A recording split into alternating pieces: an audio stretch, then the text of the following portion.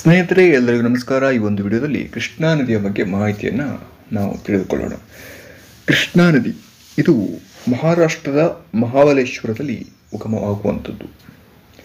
ಈ ನದಿ ಒಟ್ಟು 4 ರಾಜ್ಯಗಳ ಮೂಲಕ ಹರಿಯುವಂಥದ್ದು: ಮಹಾರಾಷ್ಟ್ರ, ಕರ್ನಾಟಕ, ತೆಲಂಗಾಣ, ಆಂಧ್ರ ಪ್ರದೇಶ.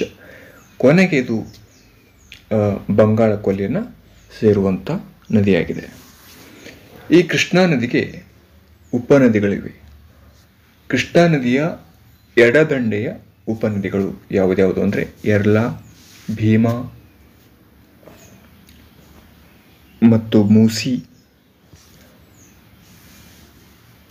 ಪಾಲೇರು, ನೆಕ್ಸ್ಟ್ ಮುನ್ನೇರು ಅನ್ನುವಂಥ ಒಂದು ಉಪನದಿ ಕೃಷ್ಣಾ ನದಿಯ ಎಡದಂಡೆ ಉಪನದಿಗಳು ಆಗಿರುವಂಥದ್ದು.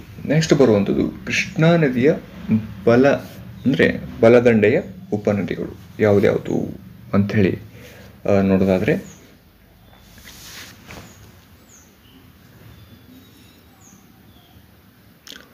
ವೆನ್ನಾ, ಕೊಯ್ನಾ, ಪಂಚಗಂಗಾ, ದೂದ್ಗಂಗಾ. ಕೃಷ್ಣಾ ನದಿಯ ಬಲದಂಡೆಯ ಉಪನದಿಗಳು.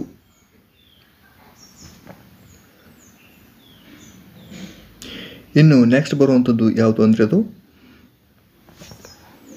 ಘಟಪ್ರಭಾ,